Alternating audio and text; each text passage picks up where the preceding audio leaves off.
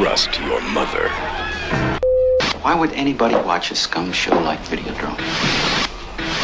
And Max Wren can do nothing to stop it. Think you have a strong stomach. A motion picture that takes you beyond fear.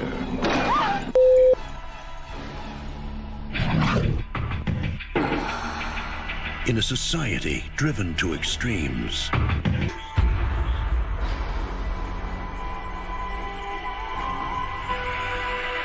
You coming? My honest reaction is that the subject of Crash left me feeling empty, not even challenged in the am I hip enough to get it way. Crash has some beautiful bodies on view, but also some ugly ideas, and as I said, I think it really did leave me cold. Well, of course, it was intended to leave you cold. I think I liked the movie a lot more than you did. I would like to make it clear that most people are probably going to hate it, be repelled by it, or walk out of it, just as they did at the Cannes Film Festival. Why is that? Because it's too tough for them to take. Oh, you mean really Roger? Is. Yes, it is. It is. It is. Wait a second. Sex involving wounds and blood and scabs. And sex involving wounds and blood and scabs. And a lot of people don't want to see it, don't want to have anything to do with it, don't want to get close to it. I want to be clear. Do you think that that's my objection, the nature of my objection? I felt that your objection was that you didn't really bring any sympathy to what he was trying to do, and I'll tell you what he was trying to do. He's trying to make a pornographic movie without pornography. He's taking the form of a pornographic movie without the function or the content. He's substituting car crashes for the usual erotic stuff in order to show the mechanism of human compulsion and obsession. Okay, but wait a second. And it's a fascinating study of the way the mind works in connection with images that we connect with sex. Roger, it can't. I'm going to review the movie and then I'll review your review. My objection to what you said is that I think that there are, quote, soft porno stuff in the picture. When you see sex on the hood of a car, when you see people making it in bed. None of the sex scenes in this movie are directed in a way to be erotic. Oh, I think that the one scene in bed between Deborah Carr Unger and Spader, I think that that's intended to be erotic. I think a woman touching her breast, pulling it out of her bra, that's intended to be erotic. And I think it can be erotic. I'm saying that the ideas in the film, said by the performance artist, that somehow this is a connection between life and death, that's a bunch of hooey. The movie doesn't. The movie thinks so too, Gene. The movie is about crazy people. Yeah. That's what it's about. The movie doesn't argue these people are right, or even that they make sense. I've never seen anyone like this before.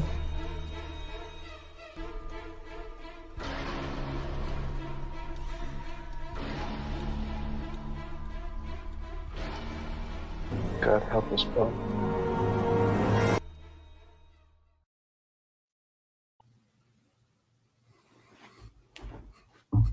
We have the incredibly sexy night owl. Don, I have to introduce him first, Larry, for obvious reasons.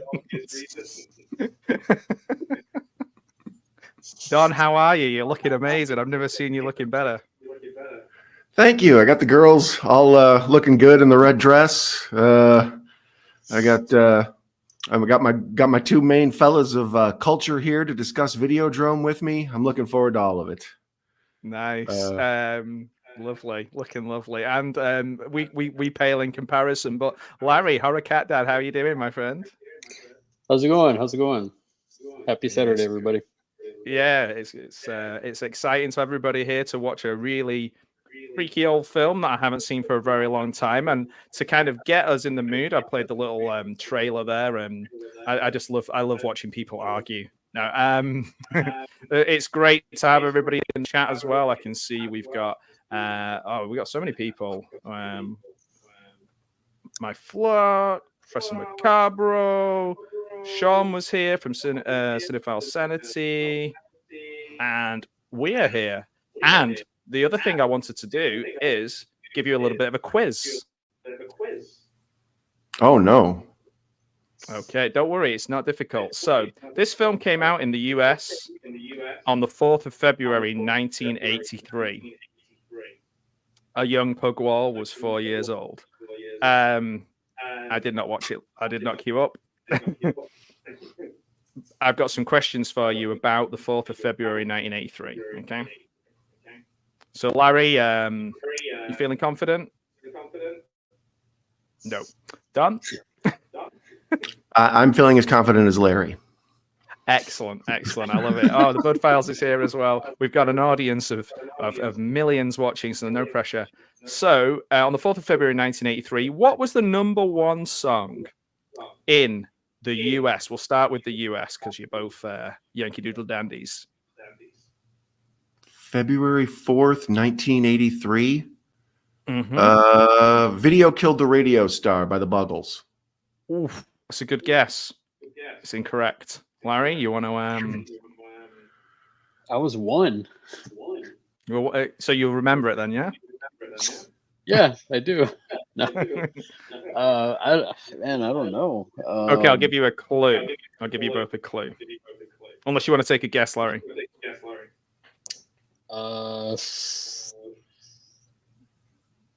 No. Nope. Okay, the clue is the song is named after a continent.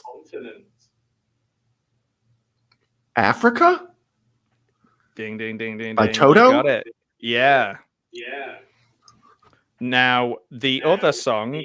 So well done, man. You both you both get a point for that. So you both get a. All right. So in the UK, what was #1 at that time? Being big Anglophiles that you are. Oh, Professor Macabre got it as well, man. You guys are always behind, so I'm gonna say "Yummy, Yummy, Yummy." I got love in my tummy by whoever sang that in the 1950s. Yeah, with that far behind.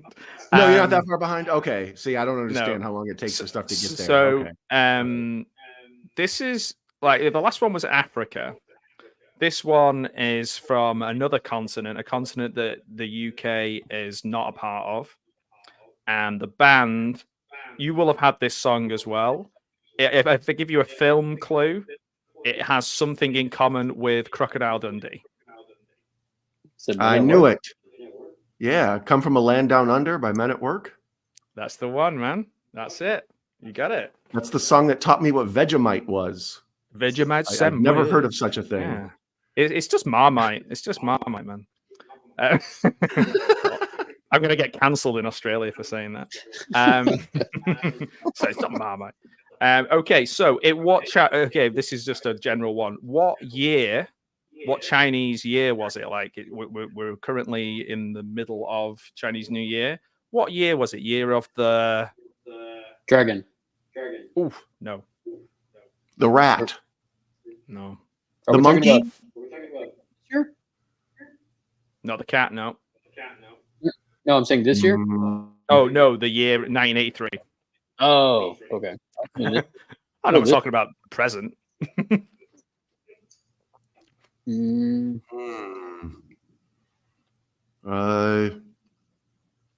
gonna go with monkey, and I don't care if it's right or wrong. I'm just gonna keep saying monkey. Dog. It's the dog. It's the dog. Yeah, year of the dog. Okay, famous death.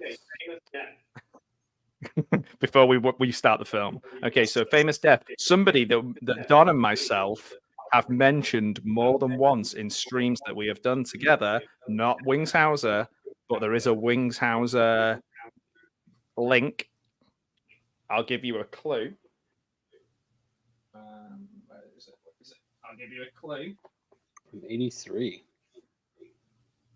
Oh, the Carpenter Wings. It's a famous death. This person died at age 32. Is it one of the? No, I don't know. Is it John Lennon? No, man. No. No, damn it. Female, 83. We mentioned. Hey, Monkey Slow. I hope seeing Don in there hasn't ruined your love of Debbie Harry. Yeah, I'm gonna get sued by Blondie for sure. So the clue was the Carpenter, and Karen Carpenter died of anorexia. Karen Carpenter. Yeah, age 32. 32. Yeah, I don't know why I'm smiling. I was like, yes, you got it right, but it's sad. So hey, Pat Master is here as well. Queen Mayan is here. Oh, that's good. So the gang's all here and we're ready to get started. Are we all ready to watch a movie? A freaky old movie? Yeah, we are. Welcome, May. Welcome, Nate. Welcome, Sean. Hey, Sean, how's it going? Yeah. Gizmo. Got the- All the got the peeps. gang. All the peeps. Yeah, all the best people, I believe. So, okay, guys, when I press when you see the press play, then, well, you know what to do. Press play. So here we go.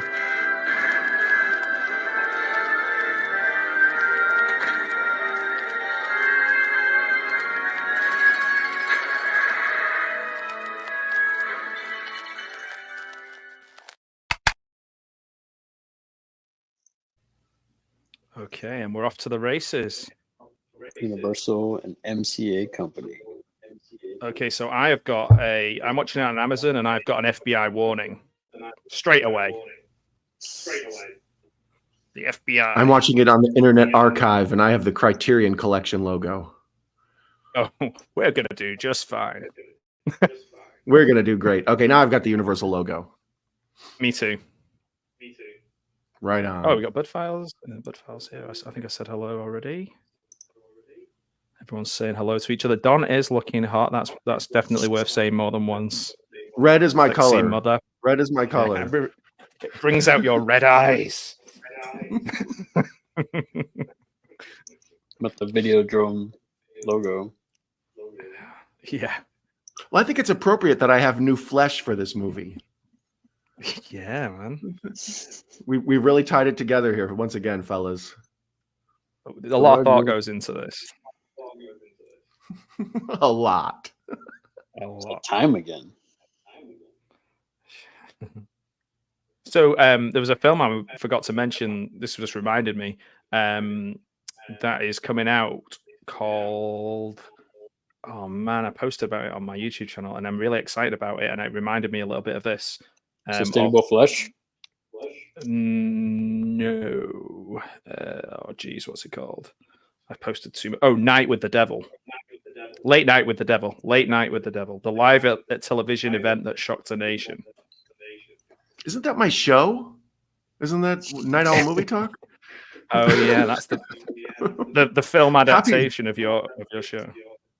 That's gimmick infringement. Better sue IFC. Yeah, I'm on it. I'm calling my lawyers in the morning. Special makeup, Rick Baker. Rick Baker, the man. Yeah, right. Civic TV. James Woods High School. How old were you guys when you first saw this movie? Man, I don't even remember. I think this. I don't know. Maybe 10. I think I saw this I saw it when I was a little kid, but I didn't understand it. None of it made any sense to me. And then I watched my experience too. Probably maybe like in my 30s, I went back and kind of did a Cronenberg retrospective and looked at some of the stuff I'd never seen before, and that's when I enjoyed it more. Yeah, I think pretty much the same, except I never did the go back and watch it until now because I was scared. Oh, okay. Well, there's some boobs, so all right, moving right along. Whoa. What? Samurai Dreams. I'm a bit behind the. I'm on 2 minutes 58.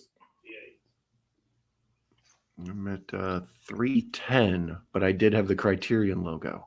Okay, right now they're at the Classica Hotel is where I'm at. James Woods is walking down a hallway. Mm-hmm. I can't get the subtitles working on my Amazon thing, which is his look. His look here is very, very Rick Deckard from Blade Runner. Yeah, it's kind of a of the time. It's the old Humphrey Bogart detective look. Mm-hmm. The big oversized raincoat. For a second, when this guy opened the door, I thought it was the donger. Yeah, I thought it was Long Duck Dong too, but I was like, no, that's wrong. He wouldn't be that old. Yeah, the donger. The donger. There's nothing worse than opening a door and a donger there waiting for you. I just.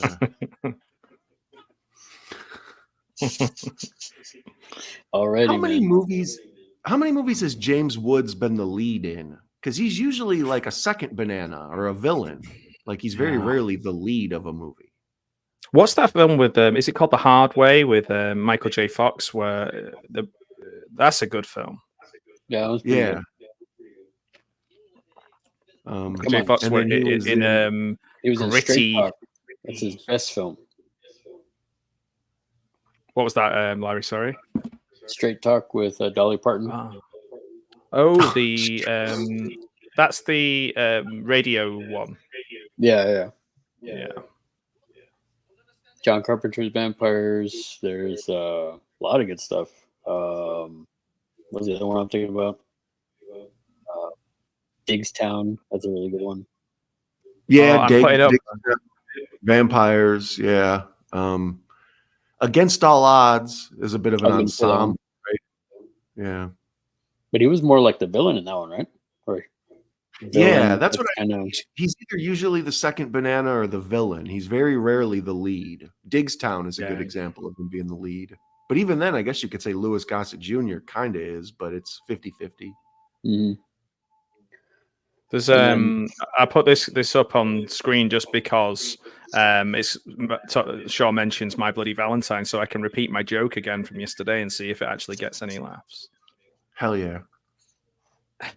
Can't remember what it was now. But it's good to hear you getting better, Sean.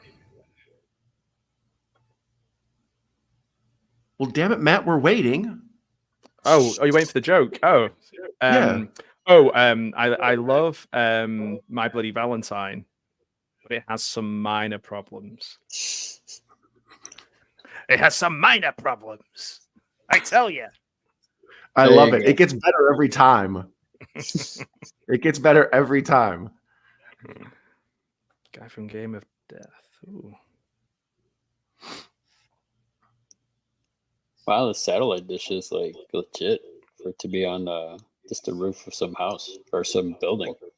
What's the fake movie poster behind James Woods? Something.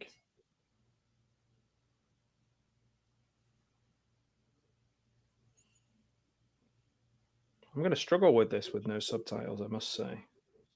They'll give it you in HD, Super HD, but they won't give you subtitles. Huh, that's weird. Just the subtitles off. Selfish bastards. This is a thing we ran into with Puppet Master. Remember, Don?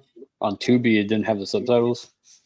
Yeah, some files just don't carry the, what's it called, an SRT file or whatever the subtitle is. You'd think Amazon Prime, it'd be standard, wouldn't you? Yeah, that's weird. Well, I mean, even on because I'm watching it on Shudder, and again, like I said, out of nowhere, man, it was on Shudder all of a sudden. I had a chat with Bob Shudder. But yeah, you and old Robert Shudder always. You've been friends for years. Yeah, you know, hurry up and bring it back on your streaming service here.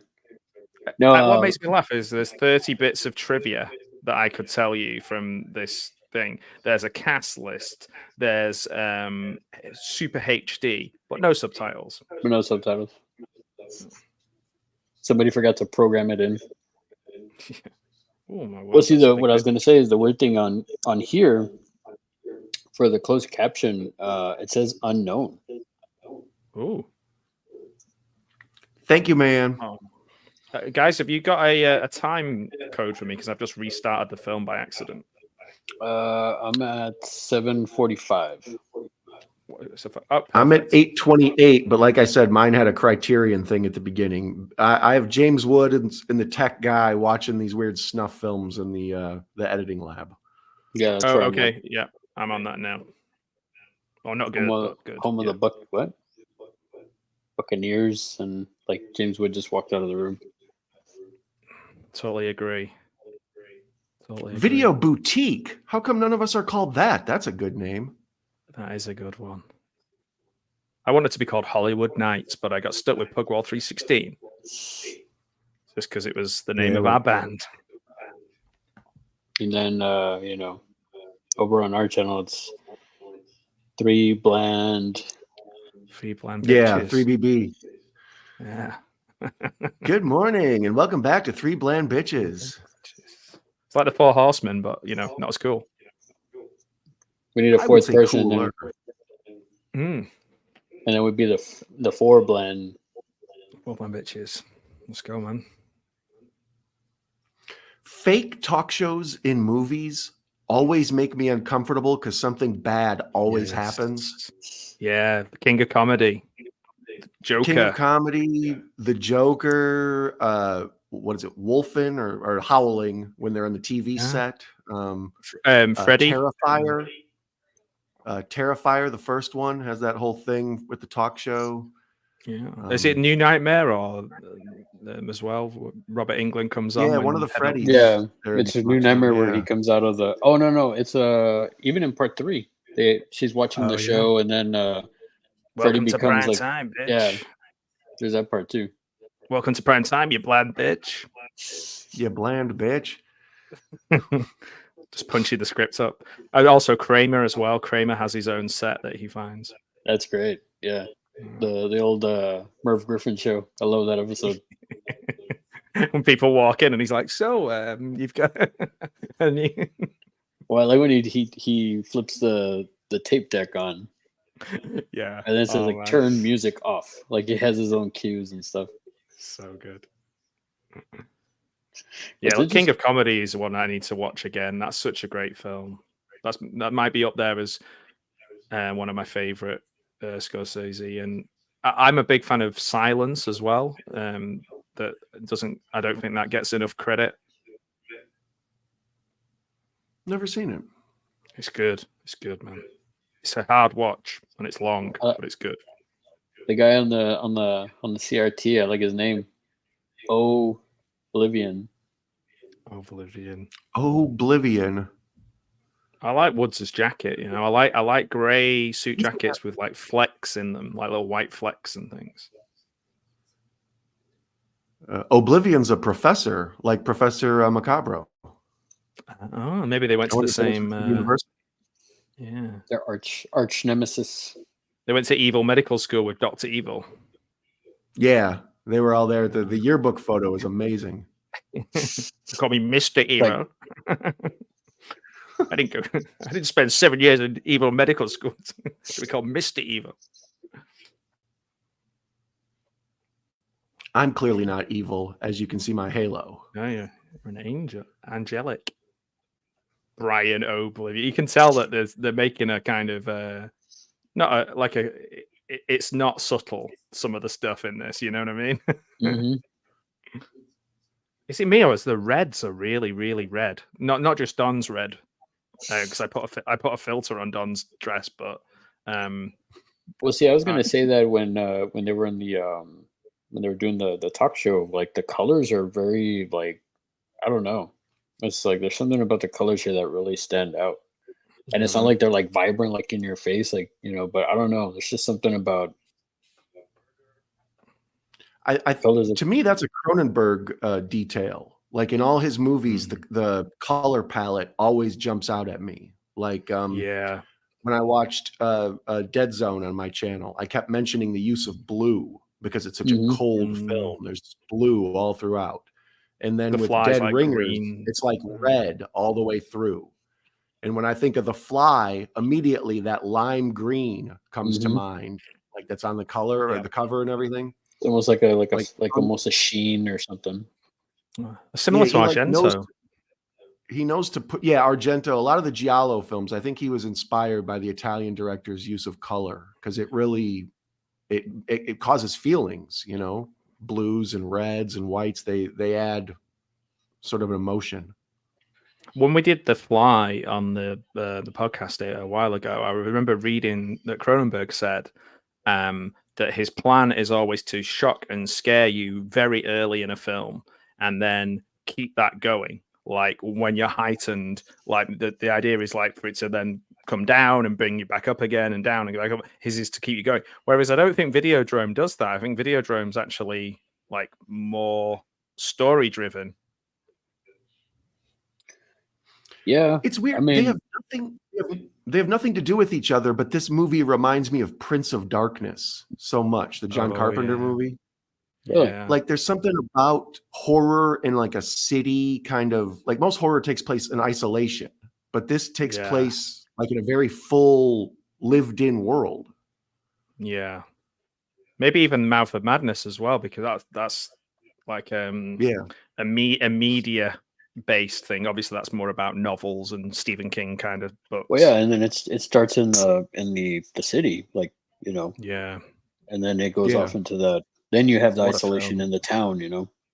Yeah. What Yeah. a film that is. Because that's kind of a key for horror is that you're supposed to be nobody can help you. So if you get attacked in the city, there's theoretically thousands of people to help you, but no one does, and it's a different vibe to the uneasiness. Yeah, man. There's Blondie, not blonde. False advertising. Brunetti. Yeah, Brunetti. Hey, you know that has definitely been in the. You must be reading our collective minds, man. I'm covering Larry's face up there. I need to change this so I can see Larry. 3 men in a movie. That's a good one. 3 bland bitches in a movie. I was thinking that too, Don. Well, you just had a mind meld with me, Ann. A minor meld. See, the other thing it's not a minor. It's never mind. Oh, the minor. Okay, yeah, we're still it's on that minor. joke. A lot of people think minor means small, but no, it's a minor. Yeah. Yeah. I think we needed you to do that explanation after I told the joke the first time.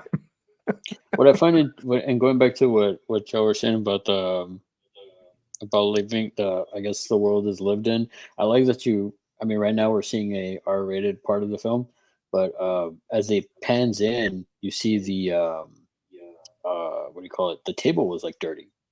The plate, the the Chinese food and stuff. Yeah, just all those little details. That's why I feel like a lot of these movies are so the lived in aspect, you know. Guys, Jamie's here from Fave 5 from Fans. He's got such a great podcast. That's so cool. He's tuned in. Thanks for watching, Jamie. Check out Jamie on Spotify and on YouTube. Oh, such an awesome guy. Knows his stuff. Knows his movies. Yeah, he's got some good stuff. You got a new subscriber on Spotify as soon as this wraps up. I'm all over it. That's cool, man. I think you might be my only subscriber on Spotify, Don. I have a feeling. Because I posted it, and then you were like, "I'm on it," and then I looked and I had like 2 subscribers, and I was like, I haven't checked for a few weeks, to be honest. I might have 3 by now. I need to do. I do need to do more on Spotify. Like I have the free version, but I don't really like use it too often. I use YouTube more, or I use my iPod or something. But yeah, it's I've only put my interviews on there, so it's all this stuff is exclusively on YouTube. I don't want Spotify getting their hands on this kind of spun gold that we're doing tonight. That's a Juan. Hey, Juan. Thanks for stopping by, brother. Thanks for stopping by, man. I was gonna say I love that shot, man. Like where it panned back and you see like the city down the. That was a good shot. This shot right here, where he's walking in, I wonder if American Psycho took that shot. Probably. And mine, they're getting it on right now. Yeah, so, mine is still. I guess the shots that I'm watching. I just thought you were talking about James Wood's Tushy. Yeah, look at the camera. Spectacular stuff. Oh, this part. Okay, yeah, I'm with you now, Larry. Well, I was gonna say when they pan back in that shot, when you see the red, that's very reminded me of something out of like David Lynch film or something, like Twin Peaks or something. Cronenberg and Lynch, I find a mild bit of overlap. They are like obviously Lynch is just way weirder and out there, but there is a little bit of crossover of just like tone or something. Mm-hmm. Yeah, like right now I'm at 1810. The kid just walked into the Civic TV. Yeah, that's where I'm at. He just came That- in. That scene where St. he's walking in, Petersburg. that behind shot, that reminds me of that Patrick Bateman walk when he's walking in to the. He's listening to like I can't remember what song it was. Oh, what, the Huey Lewis is it? Or... No. What song was it? Huey's too black sounding for me. Get us canceled, man. That's my favorite line. It's so stupid. He's like, Huey's too black sounding for me. If you that's can, when I read American Psycho, as all 20-something men at university have to do because edgy and all that. There was one part of it that I found really hard. I had to skip past. Can you guess what part of the book it was? The dog. The feed me a The cat. dog. The dog. Or there you go. No, Yeah. even that part in the movie always gets me. Yeah, man. Like, and it's like I know it's not. I know it's not real. I know he's not really doing that, but it's just like just the sounds, and it's just like,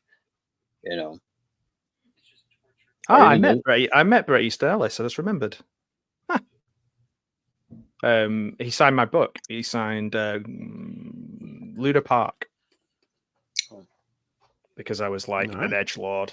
And I was like, I'm gonna be like Bret Easton Ellis. Yeah.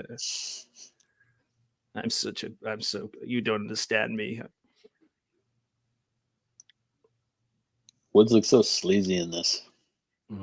That's what I just kept looking at. His face. He has like resting dick face. Like he looks like a jerk constantly. There's nothing. He's a weird choice for a lead. He looks like a villain. Yeah, I think that's just because that's his personality, man. Oh, I totally sympathize. I look like a smug jerk too. I'm just saying. You don't. You have kind eyes. You're done? No. Not in you got that a halo hanging over you. Kind of high. You're sexy as hell. He couldn't pull off that red dress, would he? No. I do have that over James. Yeah. And Blondie. What? What? 3 question marks. Well, he just looks like some women have RBF. Like James Woods has like RDF. He looks like a jerk. If I went into some place and he was behind the desk, I'd be like, oh no. He's President RDF. Yeah. Or like, let me speak to your manager, and then like James Woods walks out. Is like, oh. Yeah. Oh, never mind. Yeah, exactly. He doesn't have a friendly face. I love that it's like subverting the fact that she's in a band called Blondie. Like it's just like, let's change her hair color. Right. That was all James Woods. He was like, okay, we don't want anybody to know that you're Blondie, so change your hair color. Yeah. Even though she's so pretty. Even Dawn in the dress doesn't put me off. I have to admit, Debbie Harry's vibe is kind of like, I don't know how to say it. It's beautiful. Like she's punk rock and edgy, but she doesn't appear that way. Like she isn't all spiky haired and leather jacket. Like she always wears pretty dresses and stuff, but she's also very like hardcore. She walks a fine line of being glam and like hardcore. She's not. She doesn't look like dirty. Like dirty. I mean, like you need a bath kind of dirty. Yeah. But she also feels like she's kind of dirty.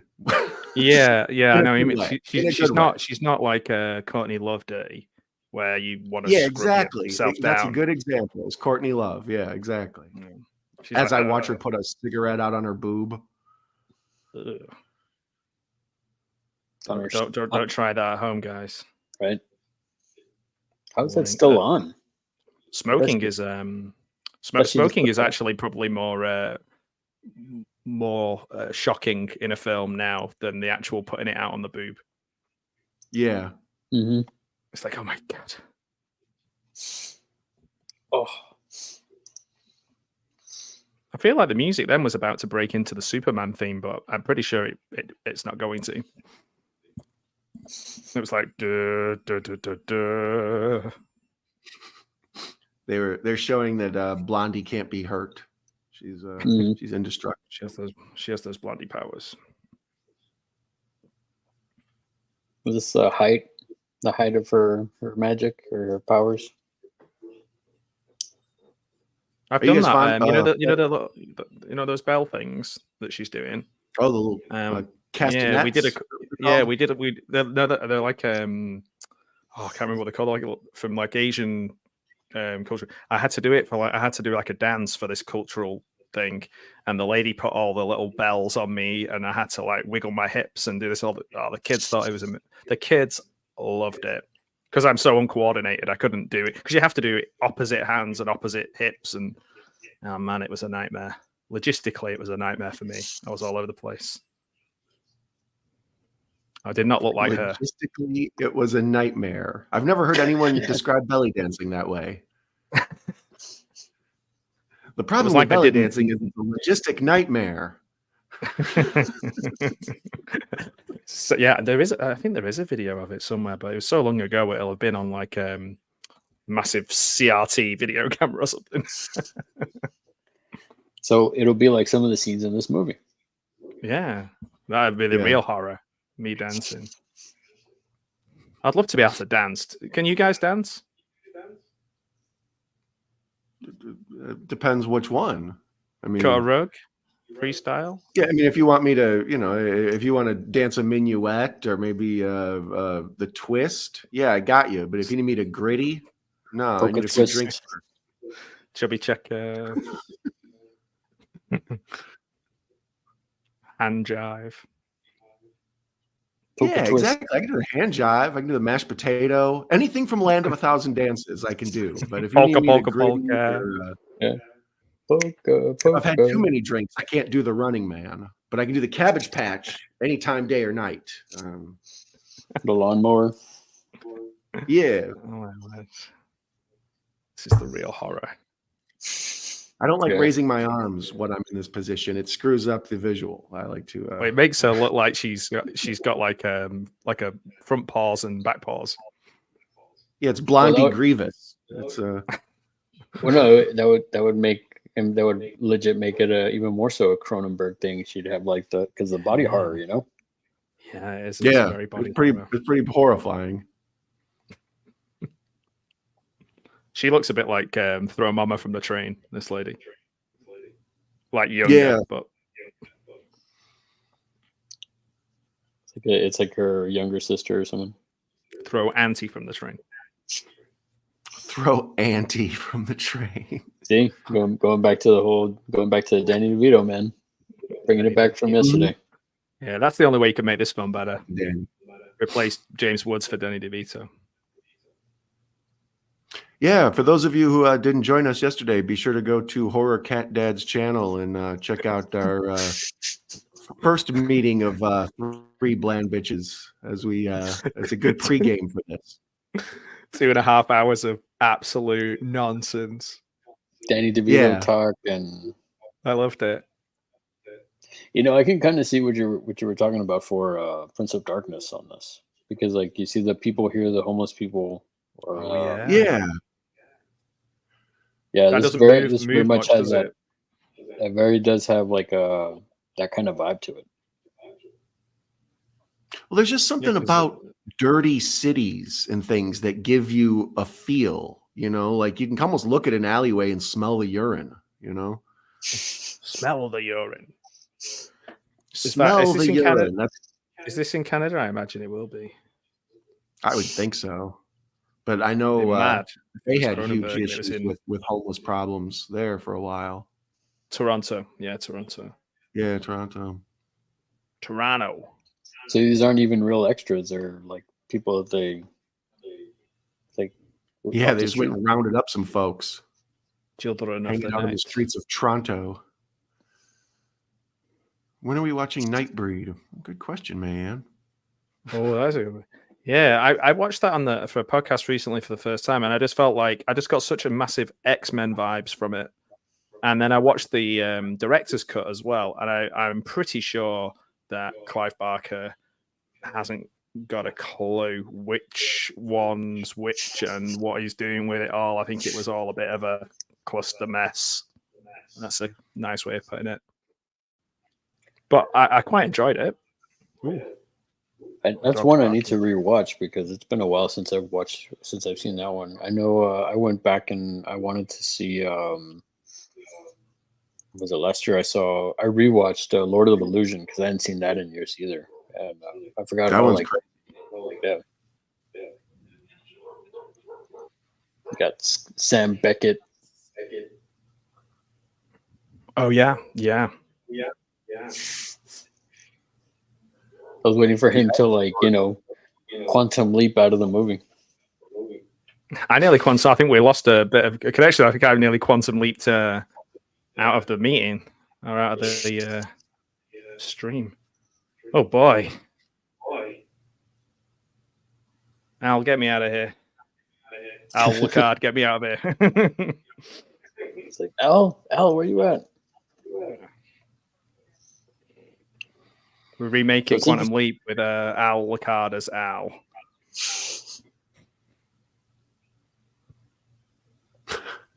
What's interesting about this part is this church has all this expensive looking stuff upstairs. Yeah, like fine antiquities. Yeah.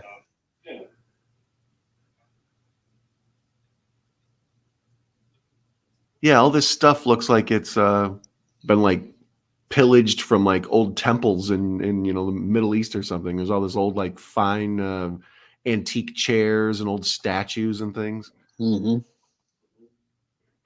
There was a little clip from Nightbreed right at the end of my little trailer earlier on with Cronenberg. So you missed it, man. We already did. Go right back. Go directly to the beginning of this stream and watch it. And watch it all the way up to here, so you're all caught up. This is like Monopoly. You do not collect £100. Go straight to the beginning of the stream. Do not go to jail.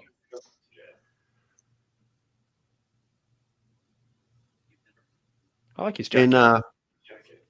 In the UK, is it free car park? I don't know, man. I honestly get to the point where I'm playing it with family where I start hiding the money under the sofa and stuff just so it's over. I did that one Christmas. We found it the year later. We were like, it's like, where's all this money? I was like, I needed to lose. I was losing the will to live. I can't stand that game. I don't know what we call it. Community chest. I don't know, man. What's interesting also is I just noticed the coffee table, how low it is. Mm-hmm. Yeah. So putting feet on, I guess. He's the overall clutter. The massive clutter in this film, especially the stuff here with James Wood's apartment and all that. It feels like usually you try to keep things less cluttered so stuff sticks out or it visually makes the composition of the shot looks pretty. But it's hard to make a good composition of the shot because there's just so much crap in the screen. Yeah, it's it looks actually very, I don't know what the word is, but it looks kind of, in a way, there's lots of things to distract you, but it's cluttered. Maybe it's reflecting his mind. His mind is quite cluttered. Yeah. Well, no, that's a good point. Generally, you don't want to clutter up the screen and distract from your lead actor and have people constantly looking away at things going on in the frame. So you try to keep things sort of sparse. But here, his living room's full of books and his tables are all covered and everything is just a mess, I like those glass bricks. Those 80s glass bricks. I think we saw them in a couple of. I'm sure I've seen him in another film we watched recently. Oh, he's doing some slapping. He slapped her into turning her into Blondie there. He literally slapped her and she bounced straight back. She was just like, "Oh, thanks for that." No, I feel a lot better now. She's like, "Wow, you're a punk." Cheers, man. I think that's one of the issues with this movie is, to me, the overall theme is sort of the intermingling of humanity and technology, and particularly movies and video, TV, long live the new flesh, all that.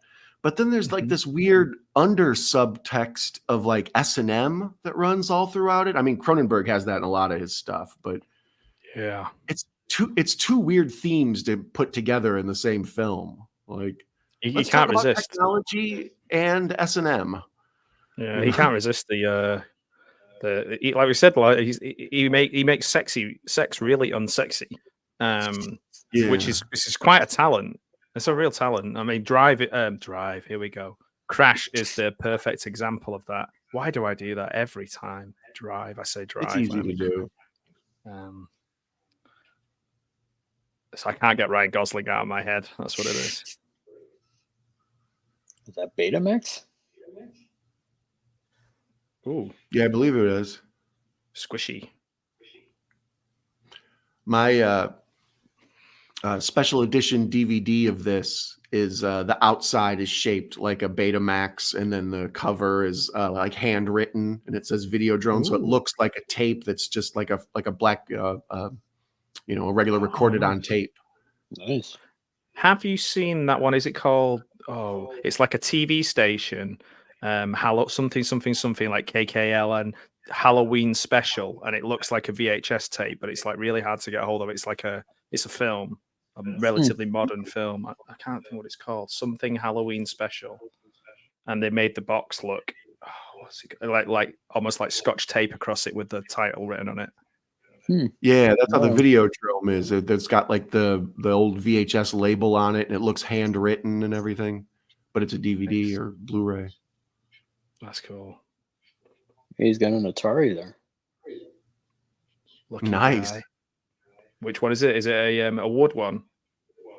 My friend had the wood. I had a 2600 that was like plastic. My friend had the one before. I can't think what that was called. It was like a wooden. Yeah, that's what I have. The wood grain. That's got like, it looks like a console TV. It's yeah, man. Do you know we had a wood TV when I was a kid, and we used to have a plant on top of it, and my mum used to water the plant all the time, and we realized it must have lasted 20, 25 years. We had to change the TV because the color on the TV, the bottom third of it had gone a different color to the rest of the TV, and we're like, why is this? When we unplugged it and got rid of it, it was like a third of it was full of water. Because and it was still going. Turned it into an aquarium. Yeah, it was still working. Slowly, like rising inside the TV. Yeah. Oh, man. All the people on the shows are like kind of floating. Yeah, just like swimming. Yeah, there's like water up to the nose of the newscasters and stuff. Yeah, this is mad. That was a hell of a TV. Now a TV will last you a certain amount of time, but then wow, last you forever. Steam powered. Oh, it's all going off now. Oh man, red hair. She's Yes, ready. Yeah. Ready. She's ready to rock and roll. Yeah, squeezable. I like squeezable This also stuff. kind of reminds me of The Ring, the American version, not the Ringu, but where it takes place in the city, and there's so much interconnectivity between the leads and the television set, and you wonder like what's real and what isn't, and what's imagination. And there was so much about cathode rays, wasn't there, around this time? Like, oh, don't let the kids sit too close to the television, and you'll, yeah, it's going to ruin their eyes and melt their brains. And I think I'm perfect proof that that's not true. The fact that I can barely see 2 centimeters in front of me. That was legitimately when I thought, when my eyes, like I'm starting to go farsighted now as I get older, I need readers. And as soon as the eyes started to go bad close up, I was like, all that years of playing Nintendo. I just thought it was the endless masturbation, to be honest. I was just like, well, yeah, I was going to try to be classy about it. Thanks for calling me out, Matt. See, minor, it's like a little kid or a small thing, but then it's also like a person who does, mining work. I'm gonna get another. Picking Stay at tuned it, for man. another joke. Picking at it. Picking at it.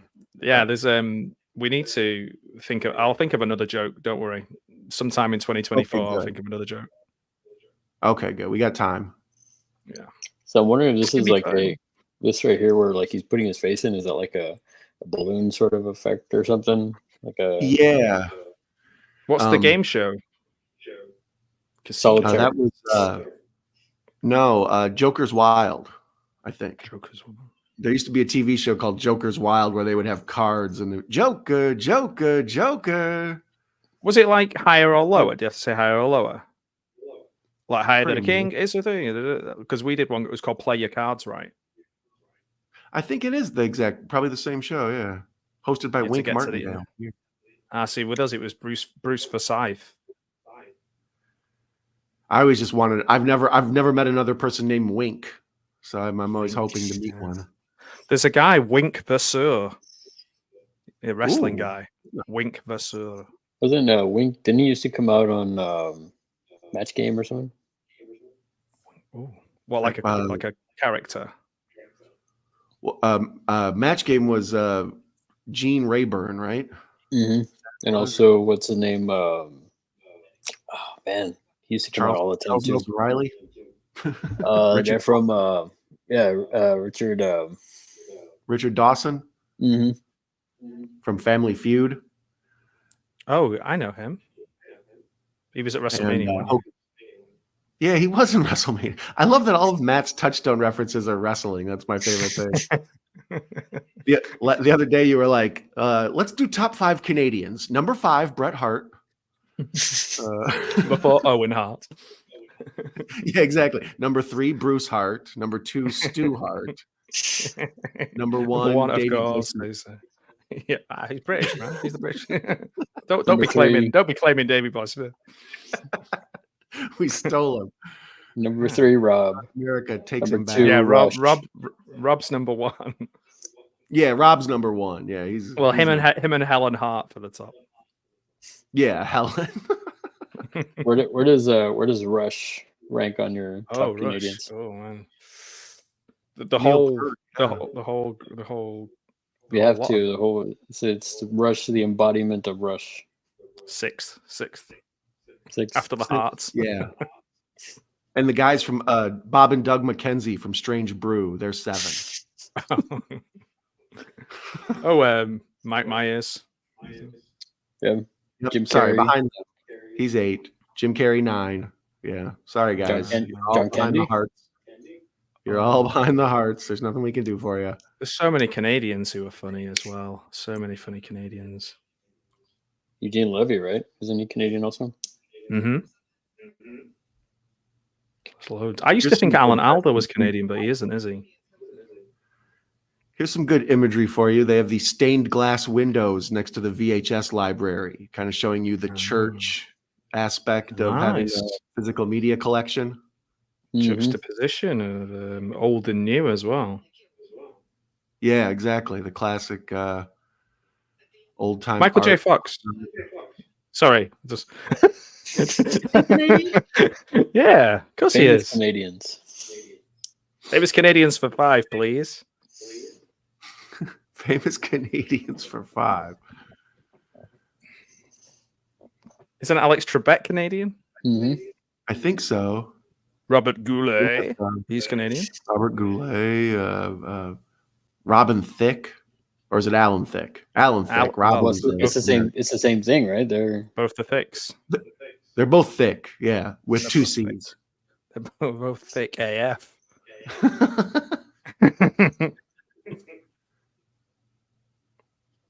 And obviously, we've missed out David Cronenberg. Yeah, we left Cronenberg completely the obvious during Cronenberg's season. Oh yeah, he's Canadian too. He's the number 1 Canadian. He's a number 1. No, it's Rob. So you know why does he have the gun holster on with no shirt on? Well, that's what I was gonna say. That's a sexy look. No shirt and a shoulder holster. Yeah, that's the answer. Because sexy. I don't think you could not get laid wearing that. Like, I think if you just went out with no shirt and a shoulder holster, I don't know, man. I'd give it a good go. I'd give it a good go. Like, just jump in front of you, like, you know. I'll take you up on that challenge, Don. All right. Tomorrow when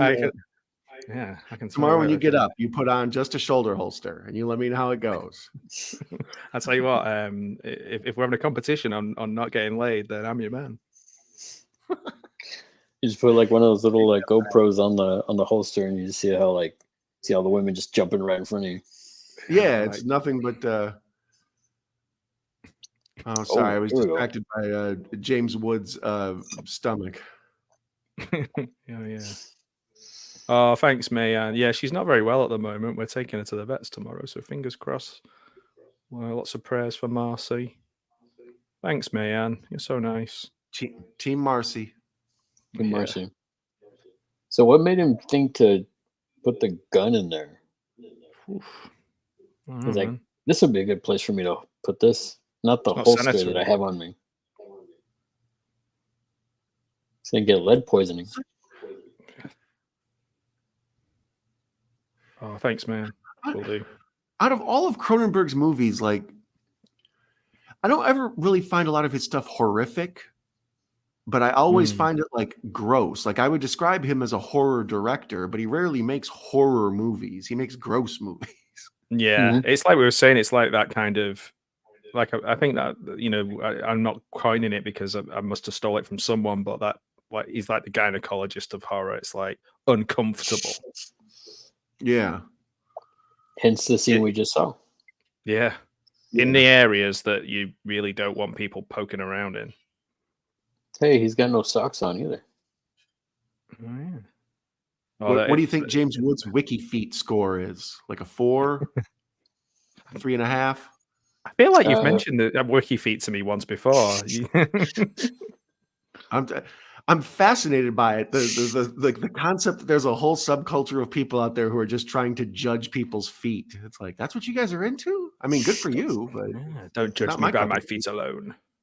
Yeah, exactly. Judge me by the content of my character and then my pinky toes. Mm-hmm. Oh man, I would be really low on the list. I have, oh man, yeah, all kinds of, yeah. I'm like a hobbit. Yeah, I was gonna say I got hobbit feet, so I'd probably be like -1, not even 0, just -1. So there goes my OnlyFans foot thing that I was planning on all three of us doing. Yeah, the 3 bland toes, 30 bland toes. Yeah. Nobody's done one of those. I bet no one's got a 3-person foot OnlyFans. Certainly not just men, random blokes stepping in dirt. Yeah, it's like pudding and jello. Yeah, just stepping in different stuff. Yeah, sand. Oh, do you know how Bret Hart got really like tough, big, thick hands? He ground his knuckles into sand and then stone and then eventually ground it into glass. Wow. Yeah, man. They didn't call it the dungeon for nothing, right? I know, yeah, man. He's a legend. Yeah, is he in this film? No, he's not. I don't know. He might be. Are we watching Lonesome Dove? He's in he does a cameo towards the end. Yeah.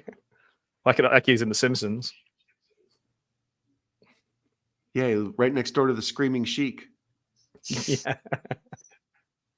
There's a video of him and he's just going, Ric Flair, have you been in The Simpsons? No, you haven't, have you? And he's just like just really pleased with himself that he's been in The Simpsons. I love it. Well, it's because of like if you're in The Simpsons, you've peaked, you know. Yeah, man. Oh, that would be so good. You know, you made it. Yeah, that'd be so good if you just. God, even like Ricky Gervais has been in The Simpsons twice. It's like, oh.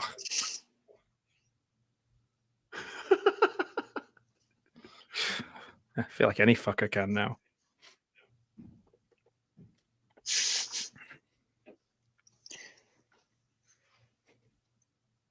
Well, I don't know, because I mean, Simpsons is ending, isn't it? Is it? You heard it here first, guys. I think I heard somewhere that The Simpsons was already gonna end. Oh well, that's sad. Even though I haven't watched it for ages, it's still very sad. It's probably one of the reasons that it's finishing. I mean, I think there's a lot of reasons why it's a lot of reasons why you haven't seen it in years. There's definitely a lot of reasons why I haven't seen it in years. I watched it up to maybe season 20 something, and to be fair, there was still some good ones in there. Hit and miss, very hit and miss. Mhm. Nice glasses there from James Woods. They changed showrunners so many times on The Simpsons that the tone sometimes gets a little different. Yeah, it was like,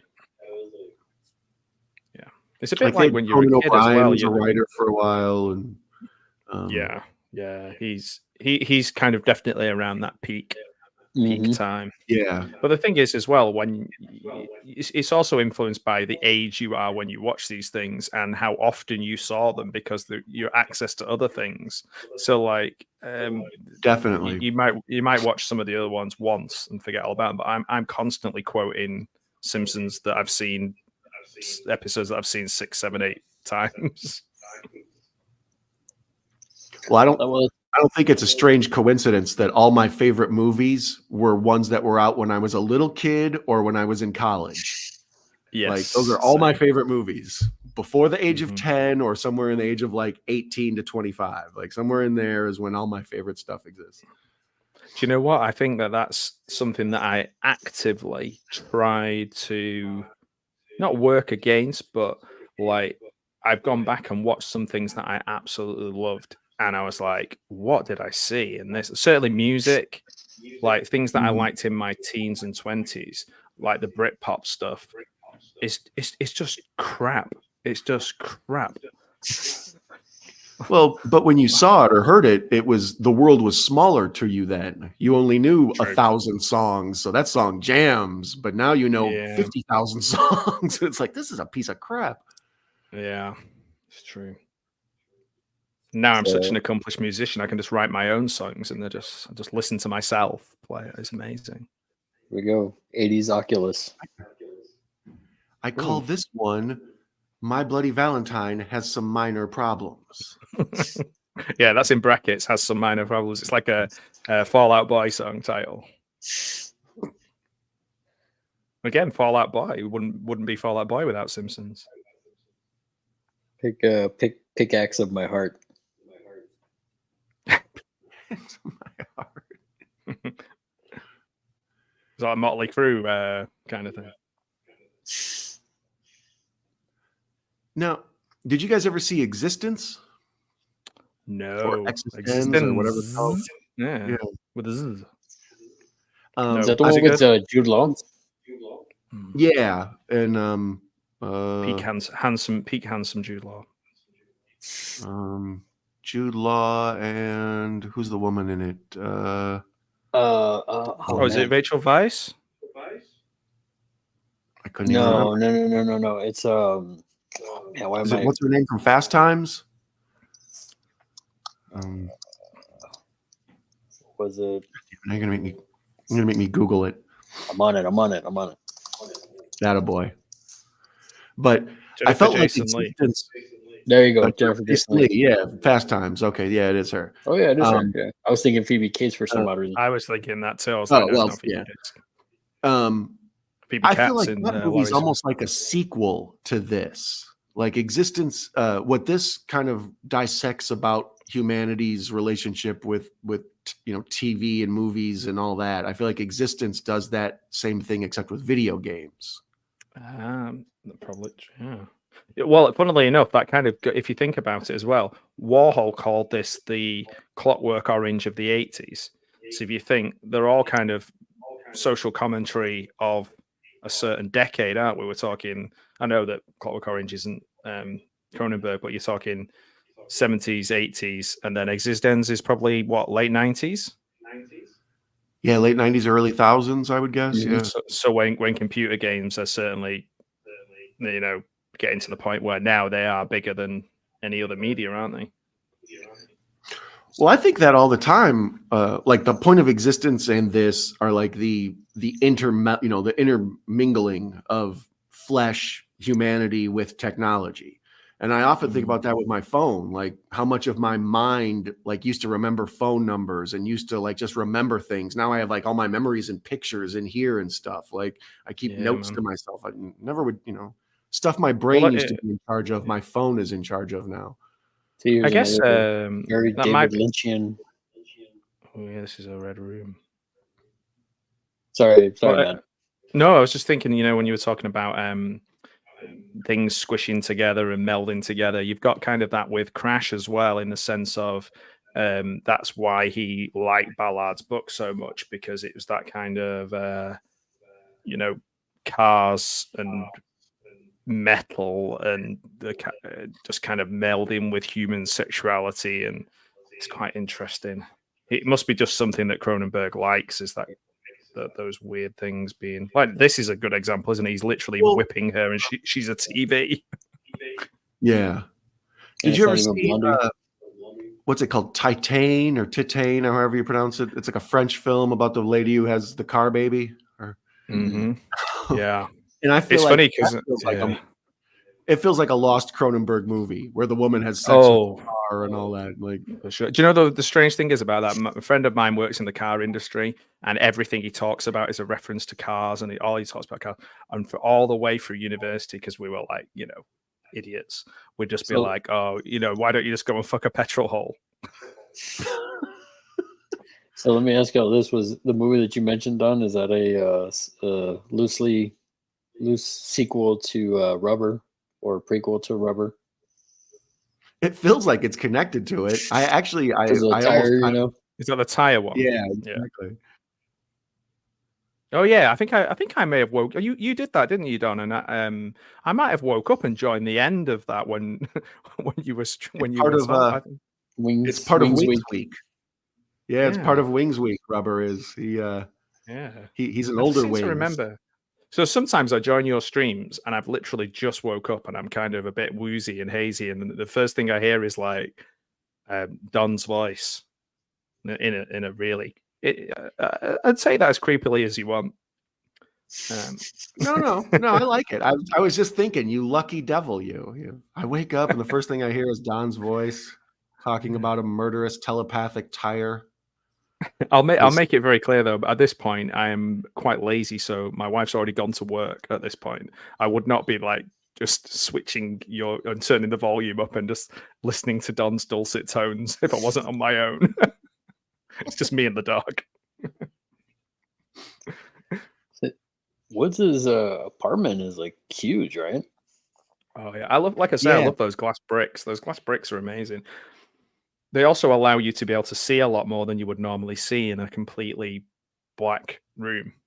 So they're actually quite helpful for lighting in a film, because there's so many films, particularly now, and particularly horror films of the 2000s, that really get me mad because you can't see anything, and it's just so dark. I'm looking at you, AVP Requiem. Yeah. Well, it's just there's like that fine line where when you're doing a monster movie, you want to hide things in the shadows, and you don't want to get a good look at them, so your brain kind of makes it more than it really is. But if it's too dark and you're squinting and you're trying to see what's going on and you can't make heads or tails of what's on screen, it's a bad choice, Yeah, exactly. Well, look at Nosferatu, how cleverly done shadow and light and things like that. We're talking, on a big, massive one camera that you couldn't move very much. So if they could do it, come on, guys, get with the program. Yeah. What are you having for dinner, man? I'm not sure Videodrome's a good movie to eat dinner to. No. What's the worst film? That's a good question. What's the worst film to eat dinner to? Well, it's probably one of those like edgelord kind of, Texas Chainsaw 2. Oh yeah, where it's like a cannibal film, maybe. Cannibal Holocaust. Cannibal Holocaust. Thanksgiving would be a tricky one to eat your Thanksgiving meal to, when certainly the bit in Thanksgiving where they're all sat around the table.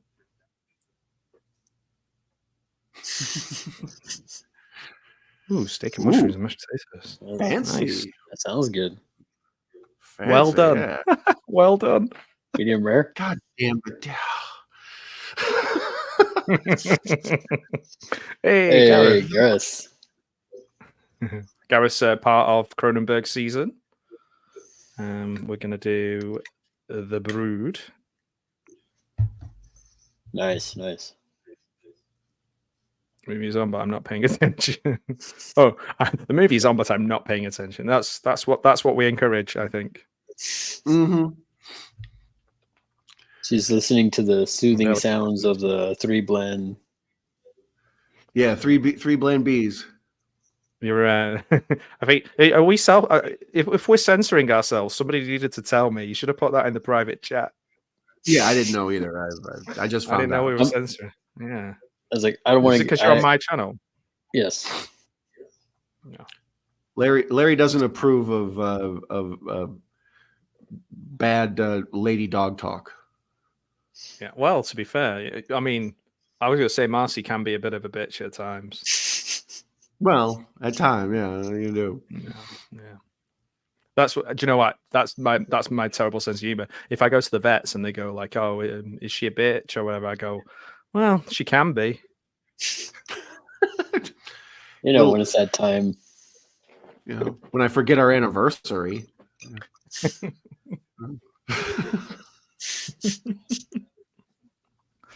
Yeah, I've got to stop making that joke. It's almost up there with the My Bloody Valentine joke. For those of you watching at home, I'm on 59 minutes. I'm about to be at 59 minutes. Where are you, Don? I'm at 1 hour 28 seconds. But like I said, my version had a Criterion logo at the beginning, so I got 1 hour 20. 1 hour 20, and I'll see you later, guys. Yeah, exactly. I'm on the credits. Out. Yeah, fuck you guys. I'm off. Now I've got James Woods in a lovely suede jacket, talking with the tech guy. He's no Rick Moranis, this tech guy. No, he's not. He's never shrunk his family. I bet his family's totally the normal size. How weird is that Stuart Gordon had anything to do with that film? Yeah, it's interesting. Honey, I Shrunk the Kids? Yeah. It's just like, I'm going to write this film now. Man, this guy looks like a sleazy car salesman. Yeah, you gotta be quite a piece of work to be the sleaziest person on screen when you're with James Woods. Yeah. That's a new level of sleazy. Right? Old Woodsy. But even you look at this guy, like you see his undershirt, his thermal shirt or whatever. It's like, discolored and dirty, Yeah.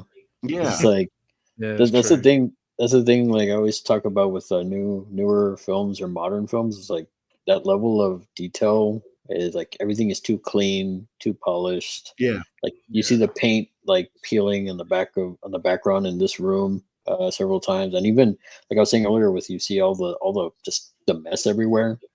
It's literally like that was probably Cronenberg's apartment at the time, and I just like, oh, let's just use this to save money. What was if you were to make this film and you couldn't use James Woods, who would you have as this character? Because I've got one person in mind, but who was around this. I was thinking John C. McGinley.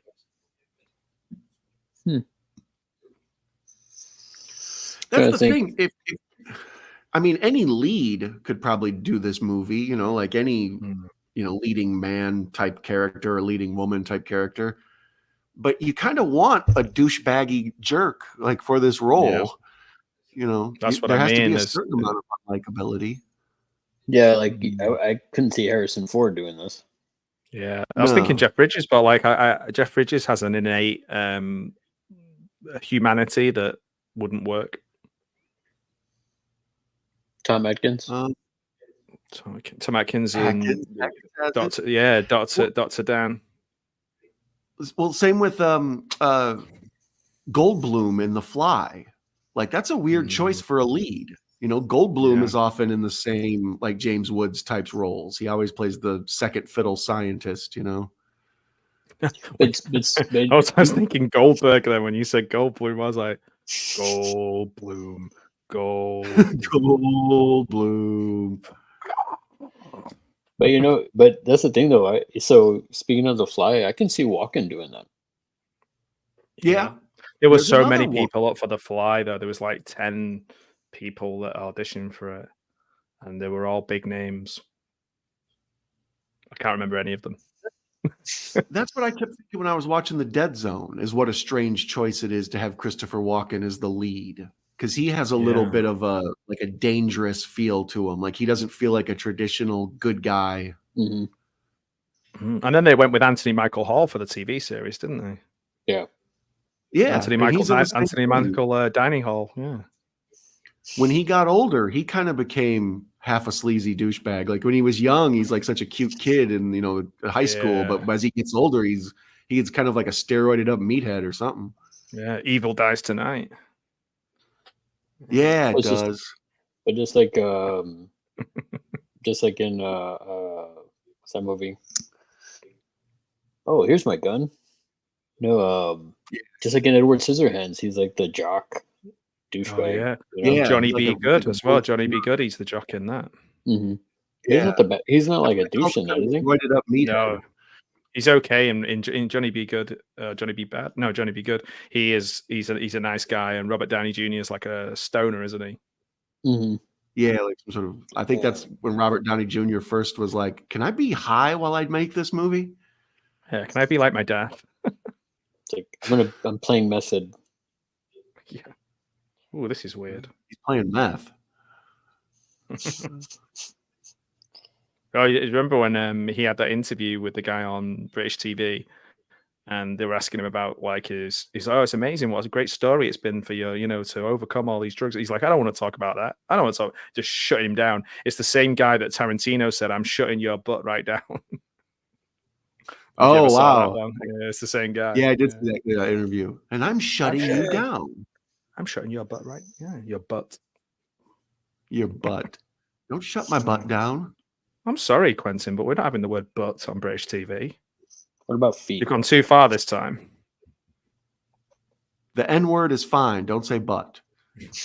No butts on. No ifs, ands, or buts on the UK. Damn it. Those effects were pretty solid too. That was good. It looked like screws going into him. Mm-hmm. Yeah, it looked painful visually to look at. So who is that in the background? That guy looked familiar.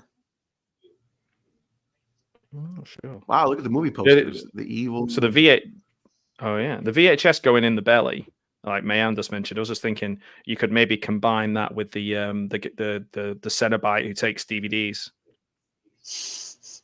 And you've got both two different formats. CD head. CD head, yeah. Well, there was also a camera guy in part 3. Oh yeah, man. Where he had the camera, the lens, and built into his eye. Yeah, that's right. I'm doing some research into the old Hellraiser. We'll say no more. Say no more. So are you doing? I think you said you are doing Bloodlines, right? Yeah, I think so. Yeah, I think so. I think Gareth had mentioned Hellworld. I think he's got Hellworld.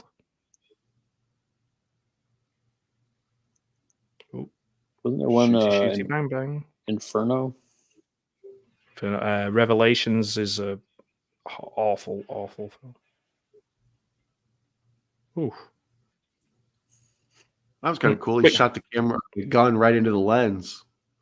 Yeah, he's like when he hit it inside his jacket afterwards. It's like a bit late when you're the only person in the room and the other guy's been shot. Yeah. So who did it? I don't know, man. There's no gun here. I don't know what you're talking about.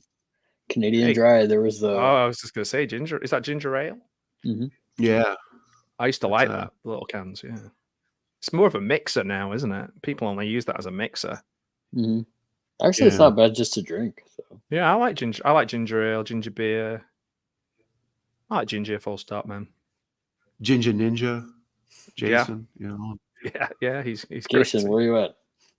Yeah, he's good people. It's perfect timing. If when we say somebody, if they could just appear in the chat, that would be really helpful. Right. Hello. Yeah. Was that what was that? Man, it says Ginger Girls. Ginger. What's the girl in? Is she called Ginger in Captain? What's it called on the boat?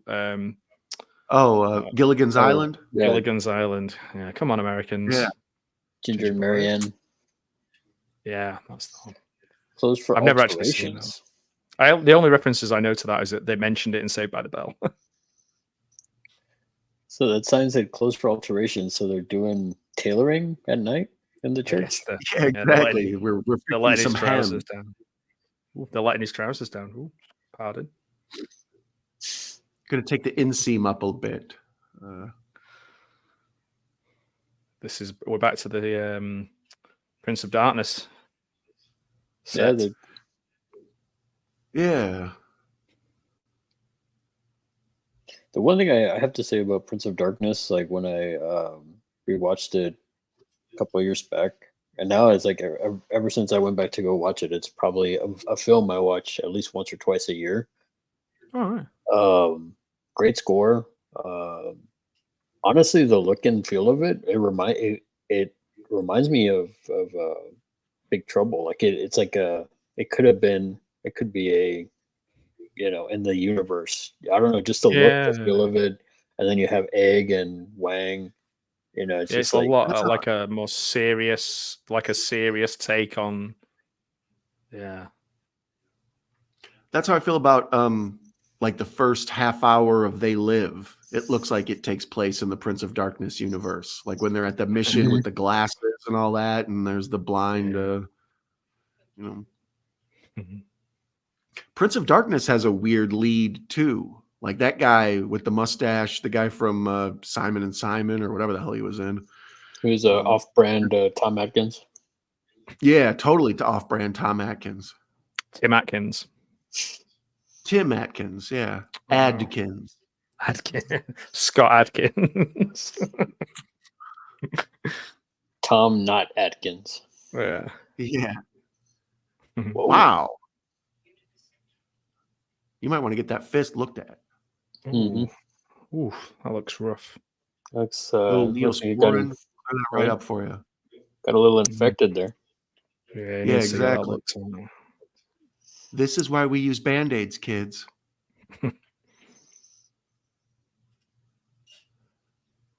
Now, what do you think he's more scared of, the gun or the fact that his hand is like messed up? It's like molasses.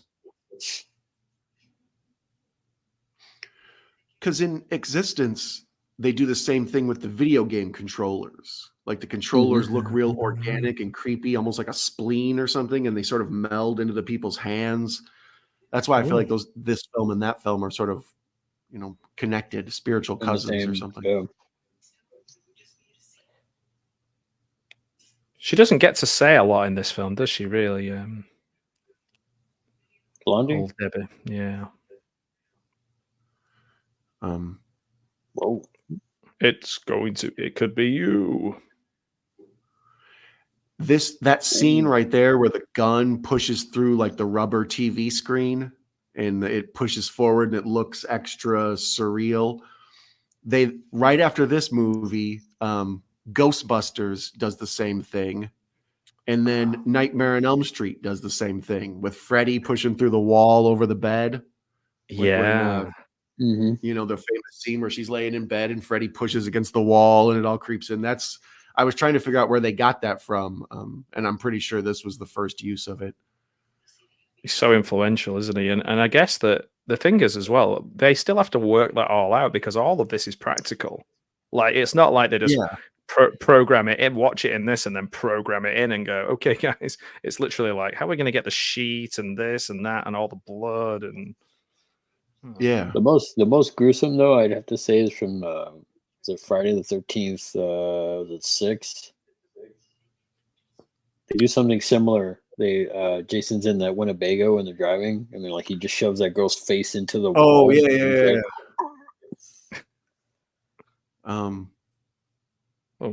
Was that 6? I think it was 6. Yeah, you probably. That's a Tom McLaughlin one, is it? Is it 6 or 5? I can't remember. That's why I remember talking about that where he slams her face into the side of the Winnebago and it like makes the Like those things you used to have that had the little thick needles in it, and you would put your hand or your face in it, and it would make the outline of it. Like the president of the Civic TV Corporation in connection. Oh, it's you. It's like Spider-Man all over again. It's like a picture of yourself on TV, and everyone's looking for you. Was that a bedpan up there? Or like one of those medical, when they take your gallstones out and ping them into a metal tray. Yeah. I was eating breakfast at a diner out here in the country, and there was a TV up on the corner, and they were showing the news, watching it, and I was like, "This is so out of a scene of a movie." Like I'm expecting someone to walk in as their mugshot comes up on the screen. Yeah. Wanted for bank robbery. Was it like a really old TV as well? Yeah, exactly. Yeah. It's a wooden one. Does anybody still write checks? Yep. I don't. I have I know the people who sample still book do. I got when I opened my bank account, and I've never used any of them. I think I might have. I don't know where they are, but I'm sure I have a checkbook somewhere.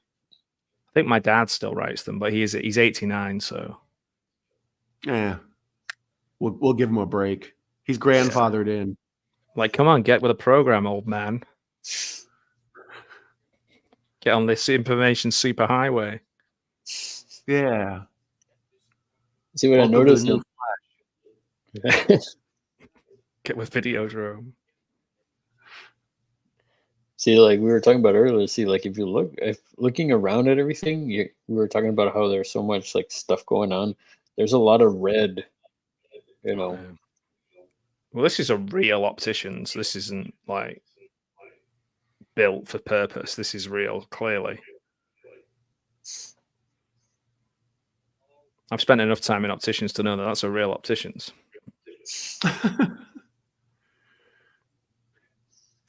But you know what I mean, though, because of like on the scene right here, like even the tape thing, it's like it's red. Even like earlier, the same guy, when he was earlier in the movie, he had a red screwdriver. Like it's very red, isn't it? Like I was saying, Cronenberg, he loves the oversaturated colors.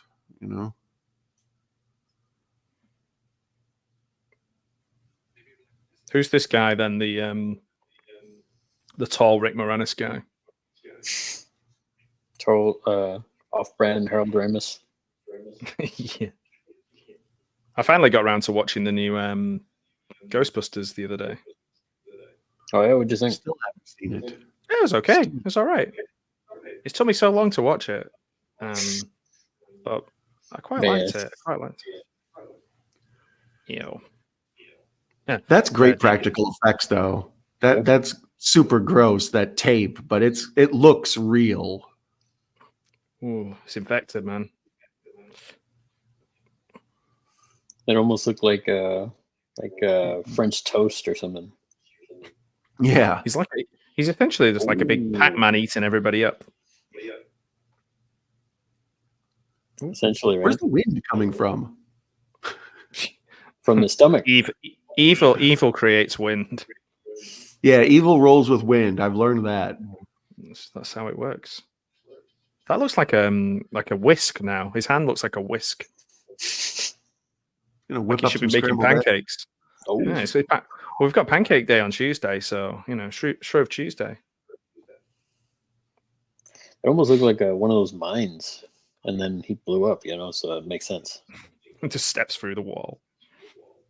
Yeah, it did kind of look like an old school grenade, like the German grenades, like with the stick. Well, he's walked into Eastern Europe through the wall. Now he feels like he's in Eastern Europe.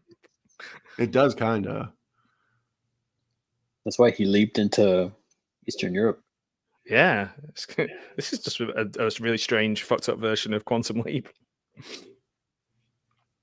Damn it, Alucard. Yeah. Speaking of Alucard, it'd be a wonderful time to go visit our friend Alucard's channel and find his nominees for the YouTube Entertainer of the Month for March, of which I am nominated. So for those of you who would be interested in such a thing, feel free to drop by and say hi. We want an Owl King. Well, I mean, Don's always going to be the Owl King. Yeah, that's true. We want a kind of true detective style Owl King, Don in full, losing his mind, kind of. Owl King the second. Yeah, like drunk on power. Weird It folk still sounds horror like kind normal of Don Don. to me. Still sounds like normal Don. Yeah, I'm not seeing the difference. Was this a thing back then? Like entertainment for like everybody was like dancing people. Dinner and a dance. Yeah, dinner dance. I think. Dance theater? They had this like dinner theater, isn't it? Dinner theater. Yeah. Yeah, they did that in the UK, but then it got a bit sleazy because. Yeah. Well, yeah, haven't you remember European Vacation, right? Oh, yeah, I remember European Vacation. All right. Formative film. I don't understand the hate for that movie. I think that one's a really good one. It's one of those where I think it might have been the first time I ever saw like boobs, so I'm not sure I can judge it, fairly. Yeah, one hour. Thanks, Nate. Yeah, 1 hour 20. I would say is about somewhere between all three of us. Dang. Yeah, I'm at 1:20:17. Yeah, I'm at Woods is about to go ham on this sleazy guy. He's gonna slap him with his ham. Mm-hmm. He's got like a brisket on his hand. He got a roast on his hand. Stained glass. There's your stained glass church imagery, and then also the creation in the background. The glasses as well. The glasses are like the stained glasses, like viewer, watching TV. Dang. This performance is over. Oh dear. Yeah, this is gross. Hurt. This is very gross. Yeah, that's gonna hurt. This Man, I wouldn't want steak shield your eyes right now. Yeah, come on, walk it off. Walk it off. Walk it off. Rub a little dirt on it. You'll be fine.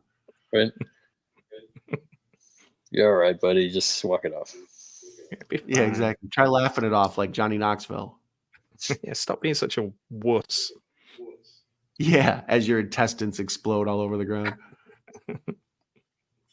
Yeah, perfect fit for James Woods. He's causing a lot of problems. Who locked that up? I need to be fired. He's ruining a lot of people's dinner as well. Right? Yeah, he is. There's another you. You're keeping score. I think that's 3 or 4. You. Yeah. Girl. I don't think I can do the full ew. Ew. Ew. It's gross. Not that that's how Mayan sounds at all, but like it's how ew sounds. Gross. It's gross. Long live the new Flash. Hey, it's actually saying it is Toronto, another film where we're saying we are where we actually filming it. Nice. Yeah. Toronto.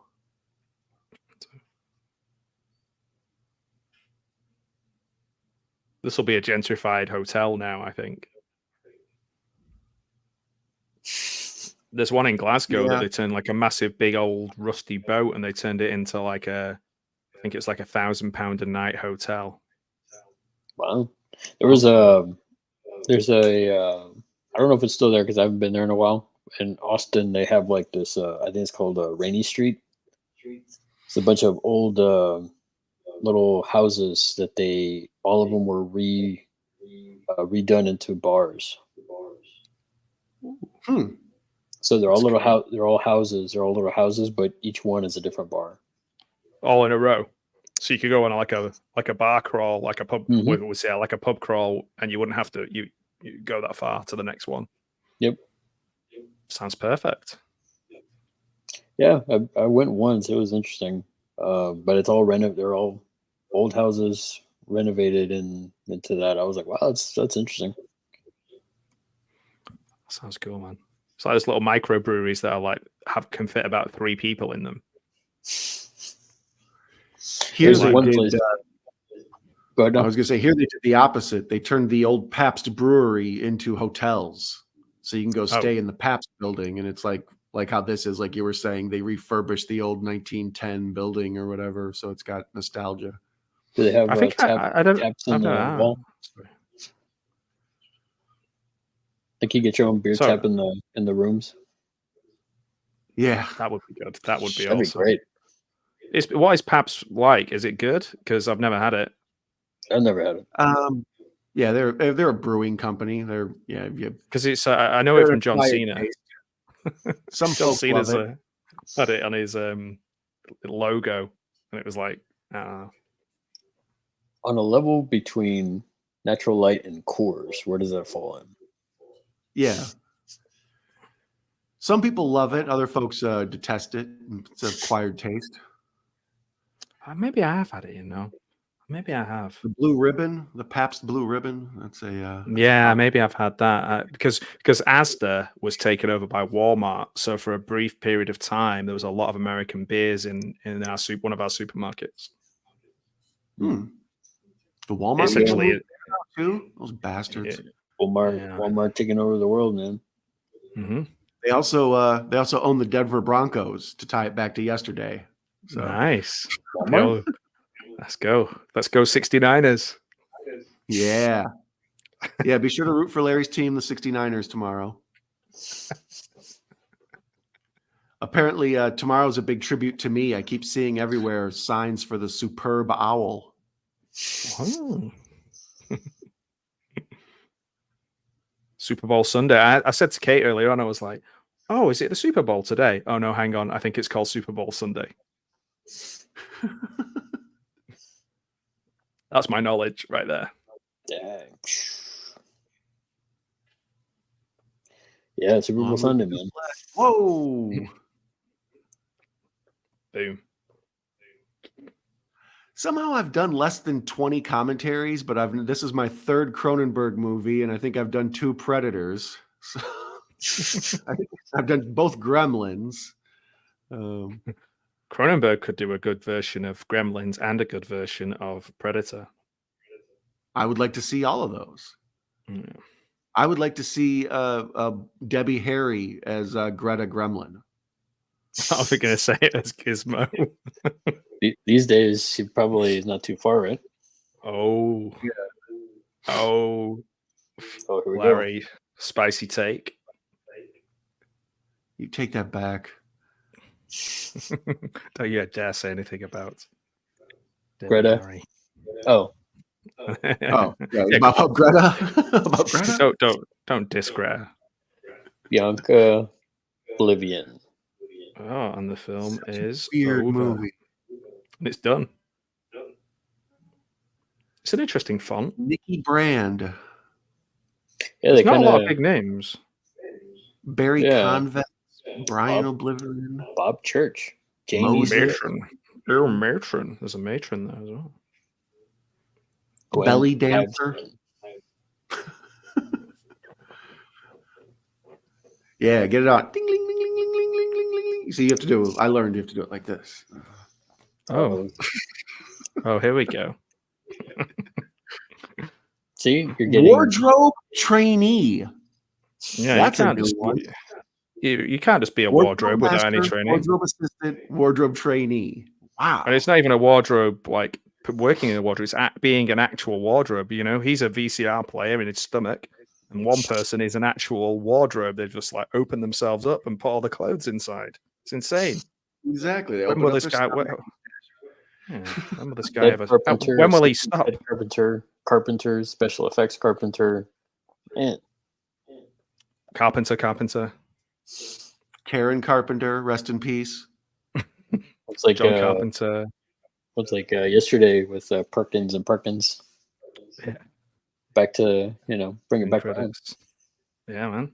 We covered a lot of ground last night. Yeah, and today we tied it all together. Yeah. We half a maple leaf there as well. Thanks to Atari. God bless you, Atari. Right. They're going to go on and do great things. They will never, ever, ever be anything other than #1 in the computer games industry. If Blade Runner's taught us anything, even later on in 2019, they're still around. Yeah, Atari, trust me. Don't listen to me about that. Don't listen to people about PlayStations and things like that. That's all rubbish. Yeah, it's rubbish. I agree with Nate. We knocked out that.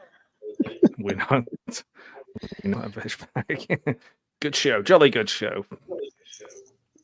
Cheers, gentlemen. Cheers, cheers. Tally ho and all that. Doctor. I've got to say, I am the least posh British person. If you're looking for British poshness, then check out Gareth. Yeah, I was gonna say go Gareth first, and then everybody else in Britain, and then me. Yeah, Gareth is the most posh. Yeah, our future prime minister. But no, the whole doctor thing, bringing it back to Spies Like Us, man, from yesterday. Mm-hmm. Doctor, I've still got my record out from that.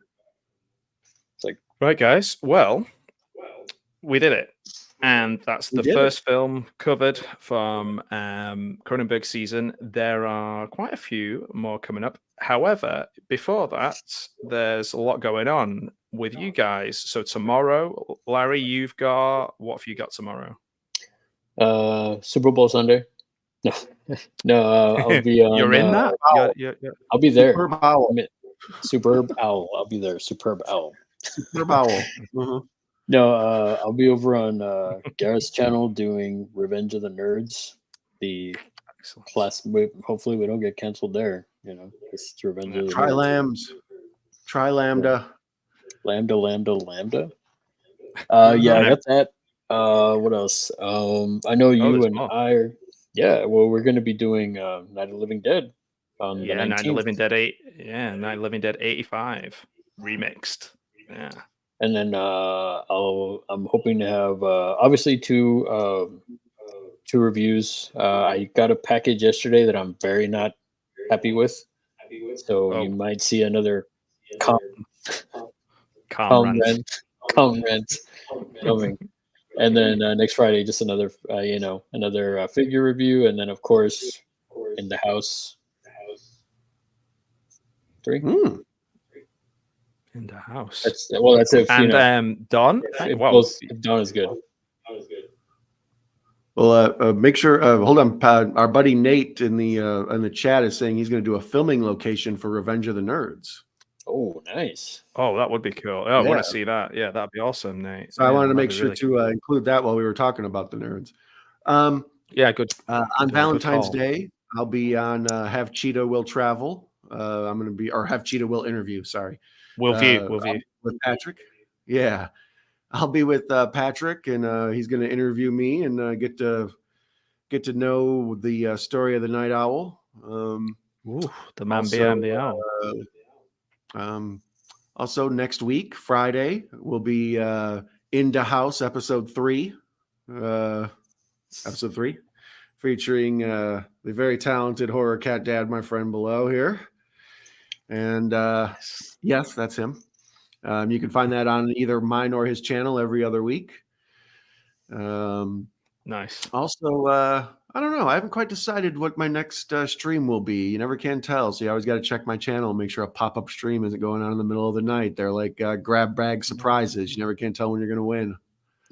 Yeah, wake up in the morning to done. Yeah, the soothing sounds in the UK.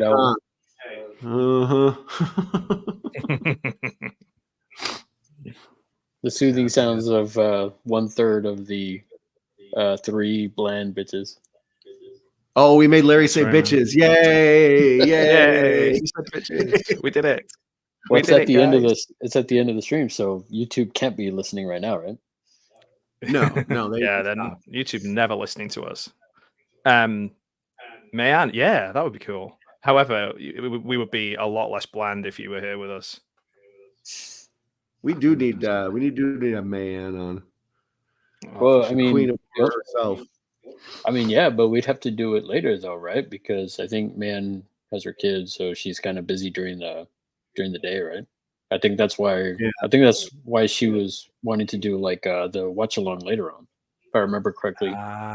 Correct me if I'm wrong, man. I remember we were talking about doing the Nun 2. May is an unslut. I'm sorry. Whoa.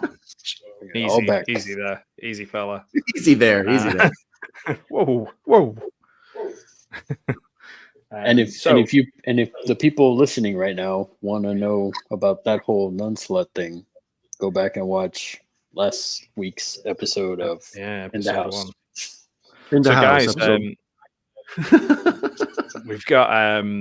we've got before Night of the Living Dead. I've got Shivers. I've not literally got Shivers. The film Shivers with Mike, the Fifth Beatle, in 7 days on the 18th of February.